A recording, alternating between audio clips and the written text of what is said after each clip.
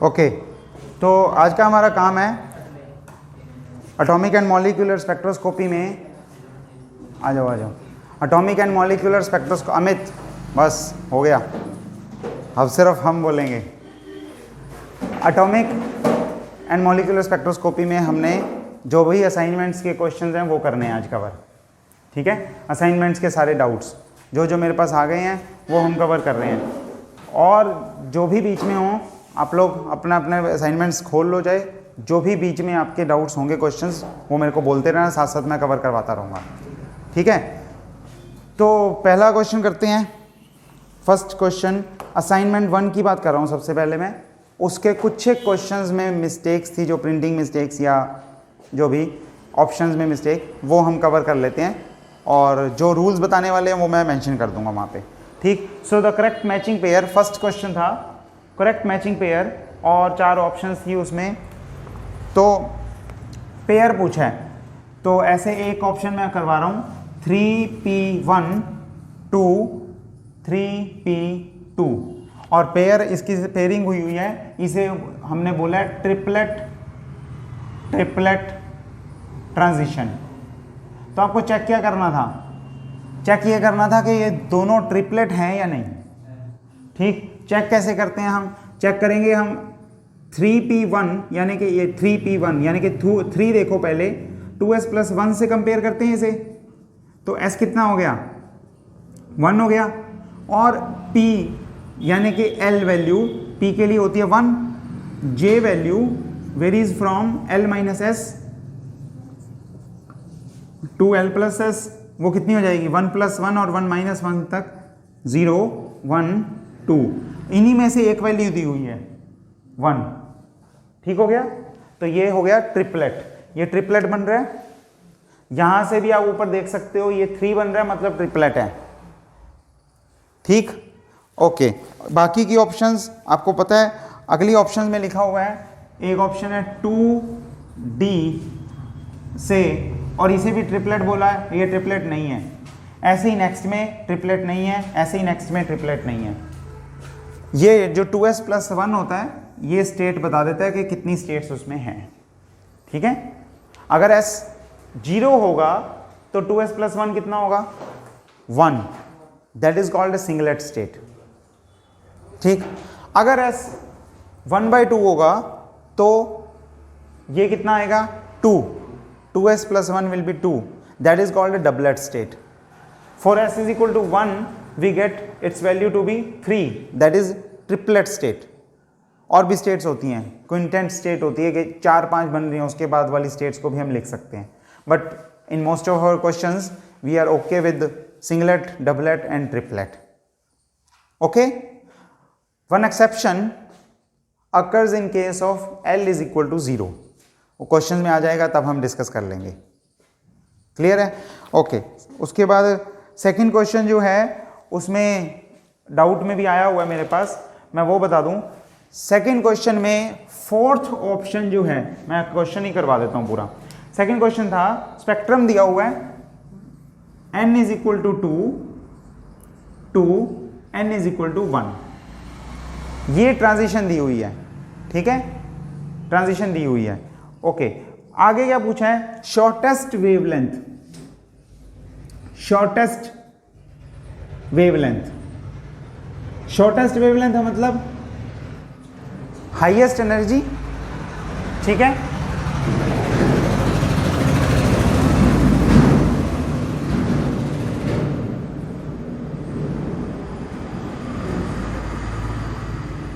अगर सीधा वेवलेंथ की फॉर्म में लिखना है तो ऐसे लिख लो। अगर हमें वेवलेंथ सबसे छोटी चाहिए, n1 और n2 तो फिक्स हैं, n1 n2 are fixed, so if we want the wavelength to be the shortest, what should be the value of r? It should be highest. r सबसे बड़ा तो लैम्डा, लैम्डा सबसे छोटा। Clear है? अब r की dependence किस पे है? इसका फॉर्मूला याद है कि नहीं? फॉर्मूला याद नहीं चाहिए, हमें सिर्फ डिपेंडेंस चाहिए। डिपेंडेंस किस किस पे होती है? z² पे, e⁴ पे, हम या फिर बोले z² e⁴। ठीक है, और किस पे होती है? रिड्यूस्ड मास पे, और बस खत्म। मेनली ये दो डिपेंडेंस हैं। आपको एनर्जी की डिपेंडेंस याद है, वो होती है 3 पे, मैंने नोट्स में भी दिया था, E4 म्यू और 1/n²। 1/n² हम बाहर रखते हैं, बाकी कांस्टेंट है वो r, उसे हम उसमें काउंट करते हैं, तो यहां पे ये डिपेंडेंस है इसकी। क्लियर हो गया? ठीक। अब बताओ, अगर हम शॉर्टेस्ट वेवलेंथ देखना चाहते हैं, हमें r बड़ा चाहिए, तो हाइड्रोजन एटम का सबसे बड़ा होगा या ड्यूट्रॉन का या हीलियम का? हीलियम एक चाहिए हमें, एटम बाहर इलेक्ट्रॉन एक ही चाहिए, तो हीलियम प्लस ले लिया हमने। फोर्थ ऑप्शन में टाइपिंग मिस्टेक है। Fourth option is not doubly ionised helium, that doesn't mean anything, that is a nucleus only, और ड्यूट्रॉन न्यूक्लियस वो, ठीक है। तो फोर्थ ऑप्शन क्या है? Not the deuteron nucleus but the nucleus only. Fourth option क्या है? Doubly ionised lithium. तो ये ऑप्शन ठीक कर लेना। आप कैसे करोगे? मैं करके फाइल दोबारा से अपलोड कर दूंगा, ठीक है। ओके, तो क्लियर। अब बताओ, इनमें से चारों में से कौन सी ऑप्शन होनी चाहिए? किससे देखोगे? म्यू से। पहले म्यू से देखते हैं। रेस्ट, ये रिड्यूस्ड मास किसके इक्वल लिखते हैं? Mass of electron. क्यों? क्योंकि जो न्यूक्लियस का मास है वो compare to mass of electron बहुत ज्यादा है ना, बहुत ज्यादा है, तो ये हम लिखते हैं मास ऑफ इलेक्ट्रॉन। अब मास ऑफ इलेक्ट्रॉन में न्यूक्लियस का मास हाइड्रोजन के केस में बहुत ज्यादा है, ड्यूट्रॉन के केस में भी बहुत ज्यादा है, हीलियम प्लस में तो और भी ज्यादा है, लिथियम प्लस प्लस में और भी ज्यादा है, तो ये इफेक्ट नहीं डालने वाला। रिड्यूस मास वाले पॉइंट को छोड़ दो, ये यहां पे इफेक्ट नहीं डालने वाला, ठीक है। इस पे मैंने अलग से क्वेश्चन पूछा था, वो भी मैं अभी डिस्कस कर लेता हूं, अभी बता रहा हूं। इसी में मैंने पूछा था कि R की वैल्यू R1 है जब हमने मास ऑफ न्यूक्लियस लिया, न्यूक्लियस इनफाइनाइट टाइम्स ऑफ और इंफिनिटी, और दूसरे केस में हमने क्या किया, R2 है when mass of nucleus is equal to 7500 mass of electron, 7500 times of mass of electron. जब न्यूक्लियस का मास इंफिनिटी है तब ये वैल्यू है, इलेक्ट्रॉन के इतने रेशो में है, और जब न्यूक्लियस का मास 7500 टाइम्स है मास ऑफ इलेक्ट्रॉन के, तब कांस्टेंट की वैल्यू कितनी है? R2। आपको बताना है दोनों में से बड़ा कौन है। क्या पूछा था मैंने पूछा था R2/R1 की वैल्यू क्या होगी। निकाल लूं क्वेश्चन, आपको बता दूं कौन से में है, जब पढ़ना हो तो आप पढ़ सकते हो। आई होप 3rd में असाइनमेंट में था, लास्ट क्लास में कहीं पे चेक करो। चलो जल्दी से इतने बताओ, आंसर बताओ, मैं क्वेश्चन नंबर बता देता हूं आपको कहां पे है ये। 0 नहीं, जब रेशो ही वो लिया है। Yes, it is 18th number question in assignment 1, question number 18 1 में, असाइनमेंट नंबर 1 में क्वेश्चन नंबर 18 है। इस केस में, ठीक है, कोई बात नहीं, आराम से देख लेना। इस केस में मैं बता देता हूं, इस केस में आपको किसका इफेक्ट देखना है? रिड्यूस्ड मास का, क्योंकि बाकी कुछ नहीं चेंज किया, सिर्फ रिड्यूस्ड मास चेंज किया है। अब आप देखो क्या होगा, मैं करता हूं, साथ रहना मेरे। 1/μ इज 1/मास ऑफ न्यूक्लियस प्लस 1/मास ऑफ इलेक्ट्रॉन, ये फॉर्मूला होता है। इसे हम लिख लेते हैं mass of nucleus into mass of electron divided by mass of electron plus mass of nucleus, यही होता है ना म्यू। मैंने उल्टा कर दिया, 1 की जगह इंप्लाइज करके ये कर दिया, ये म्यू की वैल्यू है। अब पहले केस में क्या है? μ1 पहले केस में when this mass is infinity, nucleus infinity है, तो क्या करेंगे? इससे डिवाइड करेंगे, ऊपर कुछ नहीं बचेगा, यहां पे 1 बच जाएगा और यहां पे 0 हो जाएगा, ठीक है। सो दिस इज, नहीं पता लगा? लग गया पता? Okay, so this is 1 plus 0, ठीक, that is 1, that is me। तो μ1 कितना आया? Exactly equal to me। Clear है? दूसरे केस में क्या आएगा? दूसरे केस में आएगा कितना? मास of nucleus is 7500, so it is 7500 of mass of nucleus of electron multiplied by mass of electron, ठीक है, upon 7500 me plus 1 me common. Simple है, me से me एक कैंसल आउट हो गया, बाकी जो बचा that is 7500 divided by 7501। Is it greater than 1 और लेस देन 1? Less than 1। अगर ये लेस देन 1 है तो इसे आप इससे मल्टीप्लाई करके जो नेक्स्ट चीज आएगी μ2 is equal to some number which is less than 1 multiplied with μ1। तो μ2 μ1 से छोटा होगा या बड़ा? μ2 बड़ा होगा, छोटा होगा? समझ में आ रहा है? μ1 को आप किसी एक से छोटे नंबर से मल्टीप्लाई कर रहे हो, सामने जो नंबर आएगा वो छोटा होगा या बड़ा होगा? μ1 बड़ा होगा, ठीक है। आप सीधा इसे 10 पुट करो, इसे 1/2 पुट करो, सामने देख लो आंसर क्या आ रहा है, 10 से छोटा या 10 से बड़ा। सिंपल ट्रिक है बिल्कुल। कभी भी आप ऐसी छोटी मोटी चीज़ पे कंफ्यूज हो, उस दिन आप हो रहे थे जो 10⁻⁻15 से 0 हम शिफ्ट करेंगे तो -16 आएगा या -17 आएगा, उसमें ऐसे ही में कंफ्यूज हो रहे थे। कभी भी ऐसी चीज़ हो, go to the simplest example, put your number with of your choice, answer निकाल लो, उससे जनरलाइज कर लेना। ठीक हो गया? μ2 छोटा है तो R2 बड़ा होगा या छोटा होगा? μ2 छोटा है तो R2 छोटा होगा या बड़ा होगा? μ2 μ1 से छोटा है तो R2 R1 से R2 छोटा होगा, क्योंकि डायरेक्टली प्रोपोर्शनल है ना μ के, तो वो लेस देन 1 आएगा आंसर। ठीक है, ये क्वेश्चन था।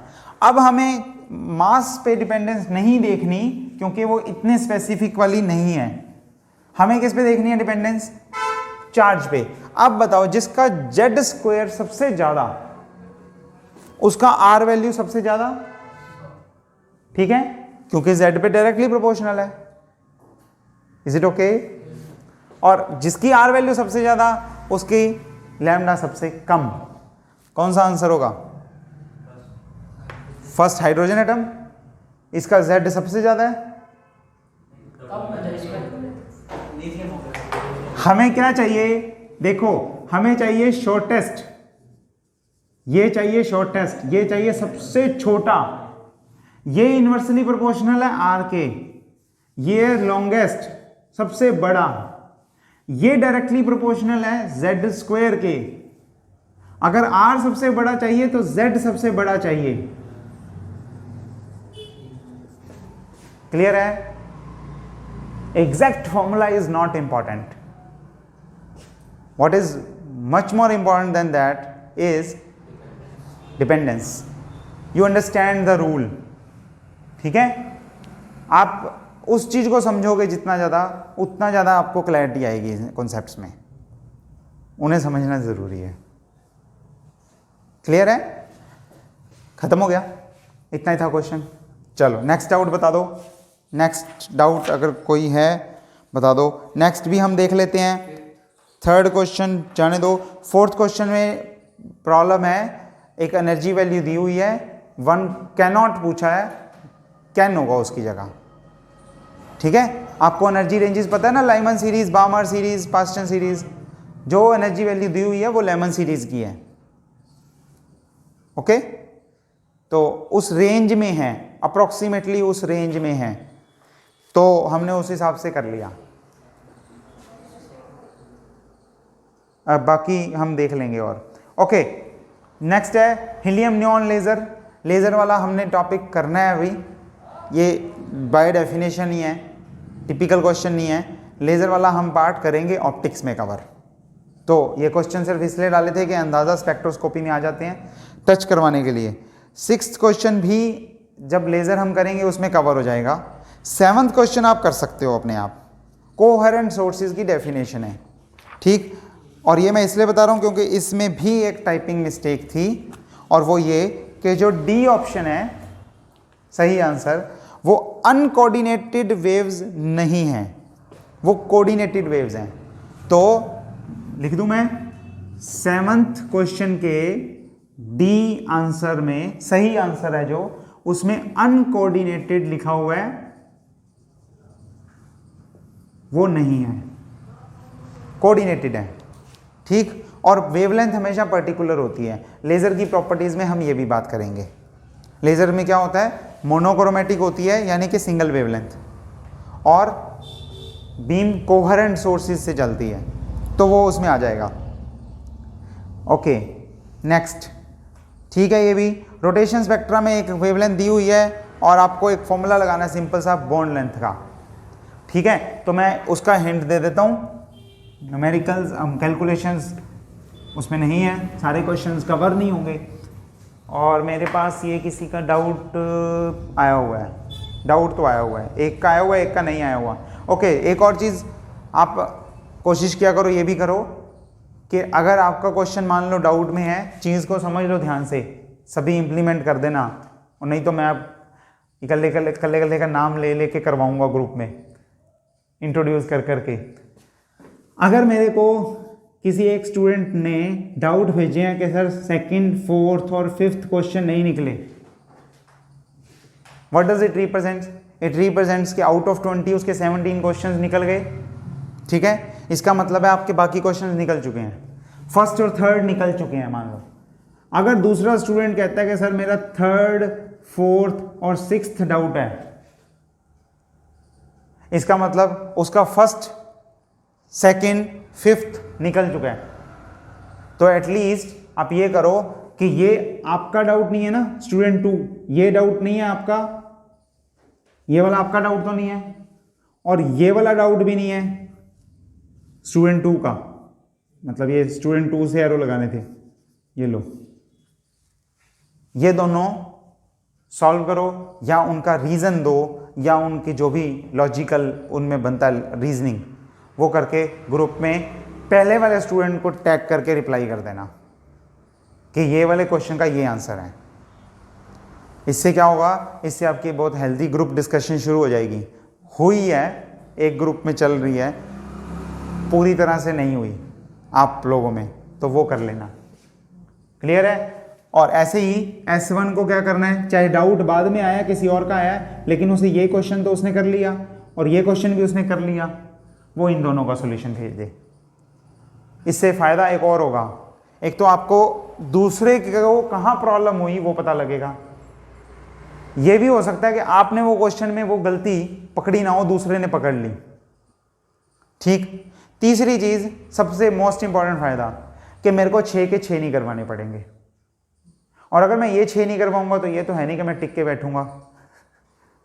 मैं क्या करूंगा, मैं आपके लिए 10, 20, 50 क्वेश्चंस और निकाल दूंगा कि ये लो, ये करो। आपको और ज़्यादा प्रैक्टिस होगी, और जितनी ज़्यादा प्रैक्टिस करोगे उतना ही आपके लिए बेनिफिशियल है, ठीक है।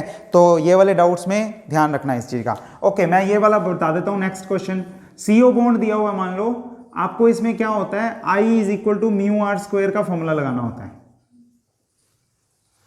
मोमेंट ऑफ इनर्शिया का फॉर्मूला। हमने पूरा चैप्टर, पूरी थ्योरी पढ़ी हुई है इसकी फर्स्ट यूनिट में, ठीक है। μr², म्यू क्या लोगे आप, म्यू क्या लोगे? यस अमित, जल्दी बताओ। रिड्यूस मास, वो तो नोटेशन से क्लियर है। एक दो ही तो नोटेशन है जो हमें क्लियर है, जो कंफ्यूजन नहीं होती कि ये वेलोसिटी है कि पोटेंशियल है, नोटेशन से क्लियर है। ओके, वैसे क्या चीज़ है, वैसे मैं इसे मैग्नेटिक परमिएबिलिटी भी बोल सकता हूँ, लेकिन हम बोलेंगे नहीं, हमें पता है। ओके, किसके इक्वल होगा, किसके इक्वल होगा? M1 M2 divided by m1 plus m2। ये बात अगर क्लियर होगी तो खुश होकर, ठीक है, ओके। क्या रह गया? बॉन्ड लेंथ रहेगी। तो या तो वो आपको मोमेंट ऑफ इनर्शिया दे देंगे और आपसे क्या पूछेंगे, आपको बोलेंगे कि जी बॉन्ड लेंथ निकालो। रिड्यूस मास आप निकाल सकते हो दोनों का, है ना। एक का 12 यूनिट्स होता है, एक का 16 यूनिट्स होता है, उससे निकल जाएगा यूनिट्स AMU में टर्म्स में। अदरवाइज वो ये भी कर सकते हैं कि इनके बीच की बॉन्ड लेंथ दे दें और पूछें मिनिमम रोटेशनल स्टेट की एनर्जी बताओ, मिनिमम। उसमें क्या होता है फिर, रोटेशनल स्टेट में हमने फॉर्मूला किया था ना, क्या लिखा था, JJ + 1 h² अपॉन 2I, ये लिखा था, ठीक हो गया। तो अगर मेरे को पता है मिनिमम, मिनिमम मतलब J कितना, मिनिमम मतलब J कितना, J यहां से कहां जाता है, 0 to 1 2 3 4 5 6 अप टू इन्फिनिटी, है ना। तो मिनिमम 0 है, मिनिमम 0 है। J0 पुट करोगे एनर्जी कितनी आएगी, 0, खत्म हो गया। मिनिमम ट्रांजिशन कौन सी होती है, 0 to 1, है ना। एब्जॉर्प्शन स्पेक्ट्रम बनता है ना इसमें, एमिशन स्पेक्ट्रा होता तो 1 to 0, इसमें इन प्रैक्टिस एब्जॉर्प्शन स्पेक्ट्रा बनता है। तो ये भी क्वेश्चन बन सकता है, ये क्वेश्चन मैंने असाइनमेंट में डाला भी हुआ है, आपको ये भी बताया था, स्टेटमेंट बेसिस पे क्वेश्चंस ऐसे बनते हैं। रोटेशनल स्पेक्ट्रा की एनर्जी किस रीजन में लाई करती है इलेक्ट्रोमैग्नेटिक रेडिएशन के, IR, नियर IR, फार IR, अल्ट्रावायलेट, विजिबल, ये 4 ऑप्शंस हैं। नियर IR, रोटेशनल की, फार IR। अब ये ऑब्जेक्टिव क्वेश्चन है, कहां से निकला, सिर्फ एक स्टेटमेंट से, ठीक है।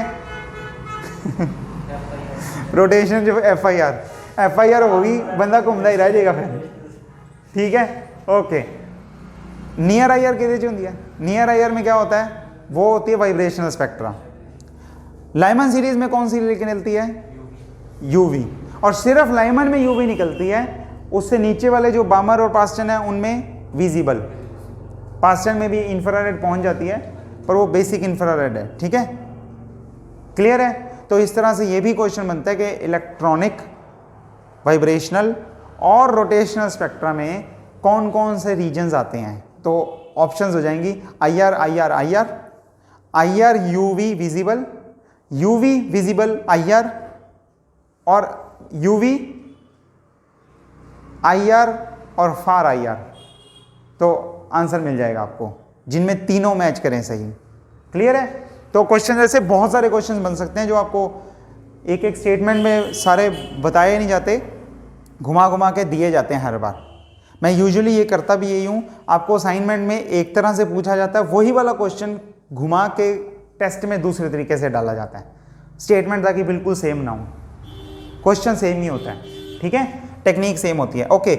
Minimum transition energy, minimum delta E कौन से में होता है, J = 0 से J = 1, absorption spectra, okay. J = 1 to J = 0, emission spectra.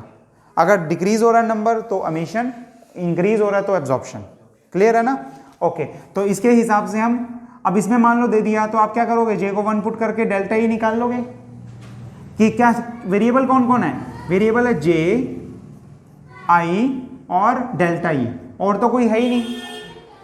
तो आपको कोई 3 में से कोई 2 चीजें दी होंगी और तीसरी निकालनी होगी, क्लियर। अब इसमें आगे क्योंकि 2 आगे वेरिएबल्स हैं, एक है म्यू और एक है R। अगर आपको मॉलिक्यूल का नाम बता दिया तो म्यू तो दे दिया, बॉन्ड लेंथ आपसे एक्सपेक्टेड नहीं है कि आप याद रखोगे, लेकिन रिड्यूस्ड मास आप कैलकुलेट कर सकते हो यूजिंग दिस फॉर्मूला, क्योंकि पीरियोडिक टेबल का नंबर या मास एक्सपेक्टेड है कि याद होगा। हाइड्रोजन का याद है, क्लोरीन का याद है, ऑक्सीजन याद है, कार्बन याद है, नाइट्रोजन याद है, ये 4-5 याद करने बहुत हैं, ठीक है। HCl मॉलिक्यूल बहुत कॉमन है, CO मॉलिक्यूल बहुत कॉमन है, NO भी आ जाता है कभी कभी, क्लियर हो गया। तो इस तरह के क्वेश्चंस हैं, जो भी दिया हुआ है, जो भी मिसिंग है निकाल लो और आंसर कर लो। मैं आगे बढ़ता हूं, एक दो क्वेश्चंस और बताने हैं मुझे, जो पहले मैं वो बता दूं कि ये 11th जो क्वेश्चन है ये मैंने टेस्ट में भी डाला था, और ये मैंने जो टेस्ट वाले डाउट्स करवाए थे, क्वांटम मैकेनिक्स के टेस्ट के जो डाउट्स करवाए थे मैंने उसमें करवा दिया है। सिंपल है बिल्कुल, क्विक आइडिया दे रहा हूं। n इज इक्वल टू 1 में कितने इलेक्ट्रॉन्स होते हैं? 2n स्क्वायर, 1s मतलब सिर्फ 2 इलेक्ट्रॉन्स। n इक्वल टू 2 में कितने होते हैं? 8, 2s 2p, 2s में 2, 2p में 6, तो 8 हो गए n इक्वल टू 2 में। n इक्वल टू 3 में कितने होते हैं? 18, 3s 3p 3d, 2 8 10, टोटल 18, ठीक है 18। तो आपको n इज इक्वल टू 6 तक जाना है और सारों का टोटल कर लेना है, क्योंकि यही पूछा हुआ है क्वेश्चन। यही है कि अगर सभी को और एटॉमिक ऑर्बिटल्स की filling n is equal to 6 पे रोक दें तो टोटल नंबर ऑफ इलेक्ट्रॉन्स कितने आएंगे? दैट नंबर इज गिवन, ठीक है। तो ये क्वेश्चन है, ये मैंने उसमें भी पूरा करवा दिया था। 182 आएगा। आप n इज इक्वल टू 6 के कोरस्पॉन्डिंग निकाल रहे हो सिर्फ, दैट इज 72। हमें निकालना है फिलिंग कहां तक होगी, तो n इक्वल टू 6 में भी होगी, उससे पहले 1 2 3 4 5 में हो चुकी है, so it will be 72 plus, ठीक। अगर आपको इतना लंबा हम बार बार कैलकुलेट करेंगे तो आपको क्या करना है, आपको निकालना है summation 2n square. n equal to कहां से कहां? 1 से लेके 6 तक सारे, ये सीधा फॉर्मूला होता है अगर आपने करना है तो। क्लियर है? इस तरह से क्वेश्चंस हैं और ये आपने करना है। 13th मेरे पास डाउट में आया हुआ है, 13th मैं और बता देता हूं। 13th बड़ा सिंपल है, वैसे कंप्लीट तो नहीं है, क्वेश्चन में टेक्निकली कुछ गड़बड़ है, इजंट इट? दिख रही है कोई गड़बड़? स्टेट मैंने दे दी है 1p 3/2, कुछ गड़बड़ दिख रही है किसी को? Is this possible? Is this state possible? No. Definitely attempt the question having such a statement, क्योंकि क्लेम में आपको मार्क्स मिल जाएंगे, ठीक है। जिन्होंने अटेम्प्ट किया तो उन्हें मार्क्स मिल जाते हैं। ये स्टेट ही पॉसिबल नहीं है, क्योंकि s कितना हुआ? s 2s plus 1 is equal to 1, s is equal to 0। l कितना हुआ? 1, p के लिए 1, j 3/2 हो ही नहीं सकता। j हो सकता है सिर्फ 1 और 0, या ओनली 1? ओनली 1, नॉट 0, ठीक है, ओनली 1। तो ये स्टेट हो सकती है, दूसरी नहीं हो सकती। क्लियर हो गया? ओके। अब ठीक है, चलो स्टेट ठीक कर ली हमने, ठीक हो गया। अब 3/2 1/2 पॉसिबल है, ठीक है ना? ओके, तो ठीक हो गया, फर्स्ट खत्म।